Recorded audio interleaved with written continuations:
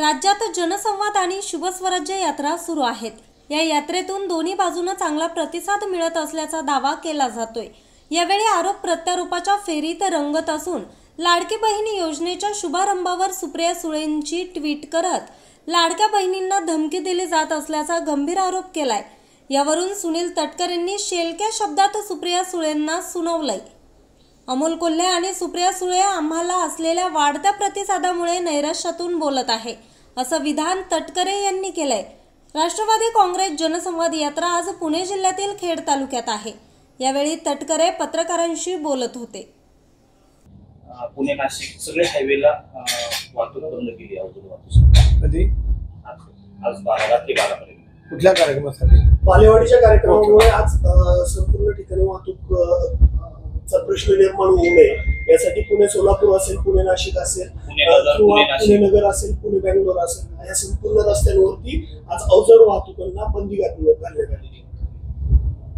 एक असं आहे की महाराष्ट्राच्यासाठी ऐतिहासिक आणि अभूतपूर्व ठरलेल्या माझी लाडकी बहीण या योजनेचा शासकीय कार्यक्रम त्याचा शुभारंभ आज माननीय मुख्यमंत्री, उपमुख्यमंत्री दोन्ही आणि केंद्र सरकारचे राज्यमंत्री मुरलीधर मोहोळ यांच्या उपस्थितीत पुणे जिल्ह्यातील खासदार आमदार यांच्या प्रमुख उपस्थितीमध्ये त्या ठिकाणी होणार आहे। स्वाभाविकपणाने मोठ्या प्रमाणावरती महिला भगिनी जमणार आहेत आणि क्रांतिकारी योजना त्या ठिकाणी सुरू होत आहे। अशा वेळेला ग्रामीण भागातल्या महिलांना येण्याच्यासाठी सरकारच्या मदत मला माहीत नाही, पण आता आपण सांगतायत मी काय सरकारचा प्रतिनिधी नाही, पण एक लोकप्रतिनिधी या नात्याने मी असं म्हणू शकतो की कदाचित एखादा दिवस महिला भगिनी एकत्रितपणाने माननीय मुख्यमंत्री दोन्ही उपमुख्यमंत्र्यांच्या कार्यक्रमाच्या निमित्ताने त्यांच्या जीवनामध्ये सर्वाधिक आनंद देणारा कार्यक्रम होत असेल तर काही वेळेला वाहतुकीमध्ये व्यवस्थेमध्ये बदल होत असतात, त्याच्याचा कदाचित तो भाग असू शकेल। अजित पवारांच्या मतदारसंघ बदलण्याच्या चर्चेनंतर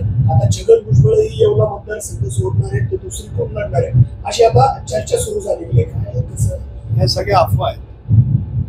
या मतदारसंघाचे खासदार अमोल कोल्हे यांनी अजितदादांवरती टीका करताना 35 वर्षाच्या राजकारणात 22.5 वर्ष सत्तेत आहात आणि त्यामुळे मनात जर नैराश्य येत असेल तर जर शिलेदारच गळ पडला तर बाकीच्यांच्या अशी टीका केली।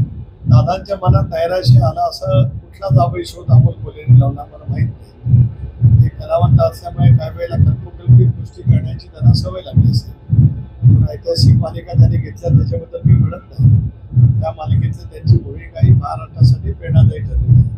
पण हे जे काही ते म्हणतात की दादांना नैराश्य, हा कुठला शोध त्यांनी लावला? दादांच्या इतका आज अतिशय जनतेच्या जवळ संवाद करण्यासाठी महाराष्ट्रात जे काही मोजके नेते बाहेर पडले त्याच्यात अजितदादा आहेत। मी स्वतः गेले 15 दिवस त्यांच्या समवेत आहे। दिवसभरामध्ये प्रचंड कार्यक्रम, प्रचंड उत्साह, महिलांचा प्रतिसाद हे अभूतपूर्व अनुभवते माझे 40 जीवनाच्या राजकीय जीवनात, 40 वर्षाच्या राजकीय जीवनामध्ये। त्यामुळे अमोल कोल्हेंचं म्हणणं कदाचित त्यांच्या नैराश्यातून आम्ही चालू केलेली योजना ही क्रांतिकारी ठरत असल्यामुळे त्यांना नैराश्य आलं असेल, त्या नैराश्याचं त्यांनी केलेलं म्हणतं की शिलेदारच गळ पडला। मी ते सांगतोय, शिलेदार पूर्ण ताकदीने बाहेर पडलाय हे त्याच्यामुळे ते गळपटले।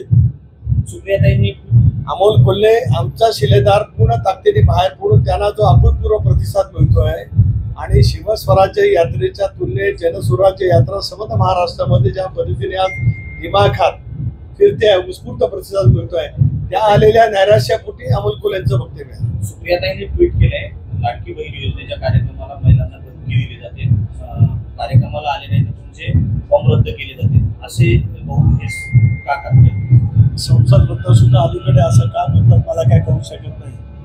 कोणी कोणावरती बळजबरी करण्याचा कार्यक्रम नाही। मी पाहतोय गेले 15 दिवस इतका उत्स्फूर्त प्रतिसाद महिला भगिनींचा आहे। काल मावळला असलेला प्रतिसाद, संध्याकाळच्या वेळेला पिंपरी चिंचवडला पाहिलेला प्रतिसाद, त्याच्या आदल्या दिवशी भडगाव शेरी आणि हडपसर मतदारसंघामध्ये पाहिलेला प्रतिसाद अभूतपूर्व महिलांचा आहे।